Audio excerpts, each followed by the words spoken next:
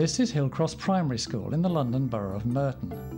Here they deliver CPD by sharing the skills of all their staff. But they also look further afield and share expertise with a cluster of other schools in the area. I've been fortunate to work in several different schools, and I'm very aware of the way that you need to learn something from everywhere you go, and many things hopefully from each different institution that you go to. And by facilitating more cross-fertilisation between schools, we're actually adding to our repertoire. We're giving ourselves more opportunities to help staff, but ultimately the pupils to improve. So teaching assistant Julie Bowen, lead teacher Tanya Doig and NQT Nick Ingleby are off for the morning to visit another school in the borough. This is nearby Wimbledon Chase Primary. Tanya, who is also literacy coordinator at Hillcross, is going to meet her opposite number, Louisa Ryan, to discuss how they organise their literacy resources. So you've got your guided readers and the individual ones together. Yep. But they don't, and then I've got the individual reading books going up into Key Stage 2 as well.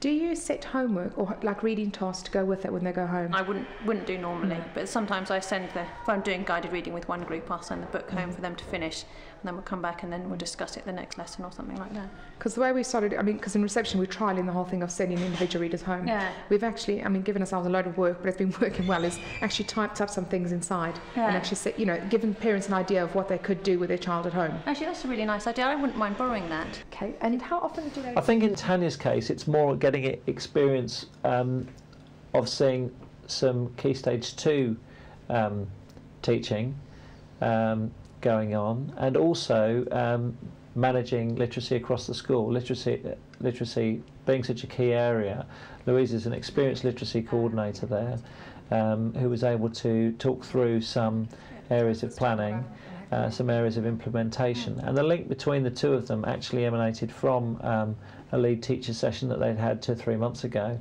So, if you like, the link was established through a formal CPD opportunity. Oh, thank you. Meanwhile, Hillcross teaching assistant Julie is looking at the special needs base at Wimbledon Chase. So which one is child, which one's children? That's child. Child. Okay. Child make a castle. Brilliant. Julie Bowen was very keen to go out and have a look at the way that another learning base operated. Good. He's really good. Clever. But he is, isn't he? And Suzanne Warwick at Wimbledon Chase now operates a very successful unit there. And women.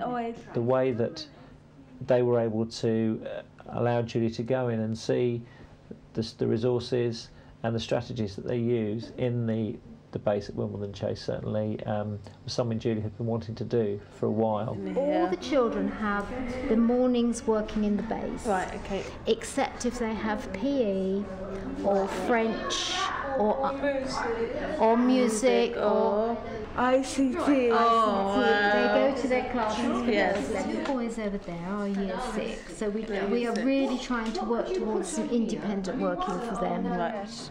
What would they use for light? Did they have electric lights? No, they might use it in the glass. What's in the glass? It wasn't in the glass, it was something behind the glass. Candle.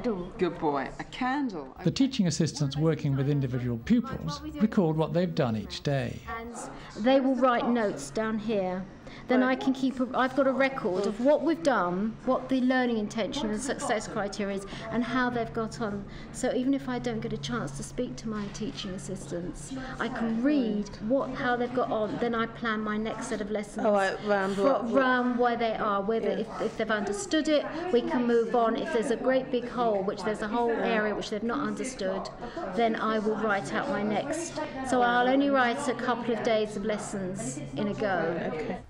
NQT Nick Ingleby from Hillcross has been joined by fellow NQT Jennifer Argiolas to see how literacy is delivered and planned at Wimbledon Chase. They visit a Year 4 class, in which Louisa Ryan is working towards a writing task about bullying. The pool is going to to be fat. I think a bully's going to be really, really small and mean looking and really, really unpleasant. And what's he doing with his body language? What's he doing? Making him Lloyd. Well, he's showing his fists. You've got 30 seconds to discuss some words to describe what the bully looks like, what he's doing. You don't need any pens in your hands, you just need to be talking. Ryan, put your pen down, please. 30 seconds. I'm just come here to see good teaching in practice and to get some ideas to take back to the rest of the staff. Because I know Louisa's a very good literacy teacher, so coming in, getting some ideas.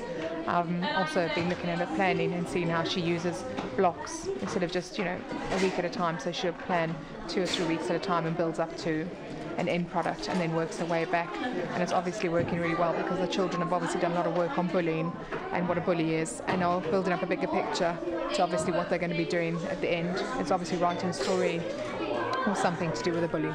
This teacher particularly focuses on doing a 3-week plan. So you start at a point way before the writing, so you're not rushing children into writing, and you're getting them to write. Writing isn't immediate. You're not trying to force them to write, and everything is written based. It's coming after a period of reflection and learning, and then you get a better piece of writing theoretically. It's been very useful. I've picked up some tips from Louisa of class management as well as subject matter. So yeah, it's been really good. So if you can give me an example of a complex sentence to describe the bully, Oliver. I think it is very useful coming to another school. Even just seeing the different displays, seeing how different people, different ideas, different interactions, different ability groups, all those sort of things. It's just probably slightly more comfortable as well, watching somebody you don't have to interact with in your staff room, at staff meetings, and all that sort of stuff. I have also watched my own colleagues, but it's good to get a perspective from another school as well to bring that back to our school, and hopefully I'll bring that into our school then, and maybe some other teachers can benefit from it as well. Robert, what would you say about his eyes? We met on a course that was provided by our PDC, and she was presenting a workshop at the course, and we started talking about our teaching in our schools, and she would like to come and see how we teach literacy in foundation stage, and I was just keen to see how she did it in Key Stage 2. So it's a new link that we set up, and I know some of our NQTs have been over, so we just continue that link really. But how practical is it to let staff have time out of school like this? I suppose the most important thing is that people feel that if that's something that they feel they would benefit from, then it's worth it happening, and you need to make things happen for people, and it is a priority. Secondly, NQTs do actually get a more generous allowance of PPA time. Back at Hillcross, teachers from other schools in the borough have come to meet lead teacher Tanya Doig to see how their Year 1 classroom is organised. What you will see is elements of early years in the Year 1 classrooms.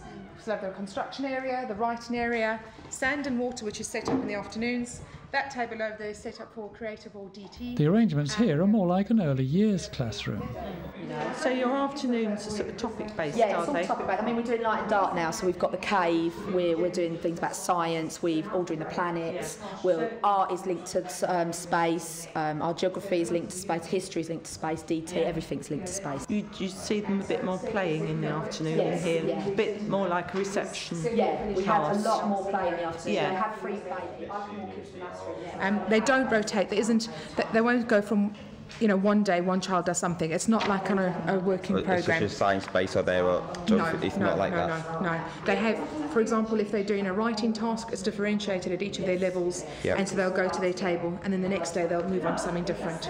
And then the second week we brought it all together, and they wrote a story from beginning to end, and it was all structured perfectly. I mean, even the really low attainers.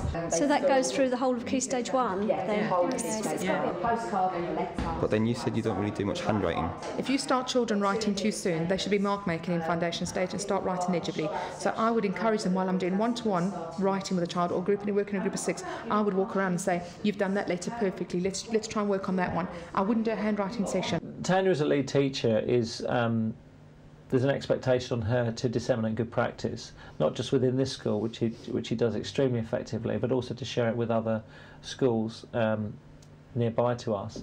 And that was an opportunity, obviously, to to improve the links with other schools, but obviously to help them generate more resources, more strategies, more ideas for their own teaching.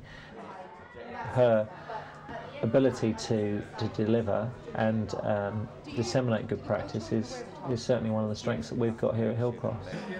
Yeah, I've asked a lot of questions. Our school's going through the process of which avenue do we take? Do we go into these topics, or do we still stay at what we are? And I think year one next year will be focusing very largely on different ideas from today and things that will suit our children as well. It's really good to come out to different settings and just see how other people operate, basically. Yeah, ideas, you know, that you can go away and sort of implement in your own setting. Yeah, it's been very useful. Yeah, it's just good to talk and to share ideas. And when you're actually in your own school and you think, is that the right thing, is that right? When you speak to other colleagues, you actually realise, well, you are on the right track and you are doing those right things, and that is working in other schools. So if it's working elsewhere, it's going to be working, you'll see the benefits in ours. Andrea Day, a newly appointed inclusion manager from another school in the borough, has come to Hillcross to talk to their experienced Senko, Julie Whittington. At their previous meeting, Julie had given Andrea a checklist of things to do. I have met the speech and language therapist. We've discussed a new caseload for next half term, which has been very useful. I've met the educational psychologist as well. I've referred a couple of children to her. I have met the statement monitoring team. We've got 2 annual reviews this term. Right. One we've just finished and one is just coming up. So it's my first annual review. Excellent. So did you do all the paperwork for that, or do you get someone else to help you? Had a little bit of help with the first one, and I've been doing all the paperwork for the second one. Very good. Yes. See if you can get out of that next time. Yeah, I know. I'm going to take your tip and try and get some support. Yeah, okay. In my action plan, I plan to meet with the class teachers to discuss the children in their classes at the moment that they'd like me to work with, right. Particularly the children on the School Action Plus. You'd do better to be present at the handover meeting when they talk with when the 2 teachers discuss the new classes that are coming into their class. If you could be present, then you can hear what the teacher's got to say about each child, and that gives you a kind of an overall, and then you can make notes and think about who you're targeting next year. Okay. Take note of that, thanks. It's just nice to meet people from other schools. I mean, otherwise you kind of work in isolation, aren't you? But, I mean, it will be beneficial both ways. I mean, and... Well, you're the only person in the school doing the job. So there's no one else to ask, obviously, other than the head and the deputy. It depends if they've got experience in the area. So you have to really seek advice elsewhere, and what better way for doing it than doing it on the job. And when you're learning to be a teacher, you learn in the environment in which you're going to teach and learn in. So it makes sense to go out to a school and actually learn on the job, if you like. So it's been fantastic, and it's nice to see other Senkos in different schools as well. So what's the main value of sharing skills with other schools? The bottom line for all teachers is we want the best for the pupils in our charge, and I think to take it a step further than that, we want all pupils to be educated the best they can, and for a more harmonious, successful society. So we have to adopt that whole holistic approach, if you like. And I think that if we can share our expertise with schools from this area, then we know that providing we're all on board, then they can share their expertise with us, and therefore the ideal, if you like, is that everybody benefits, and the long-term ideal is that hopefully it's our society that benefits.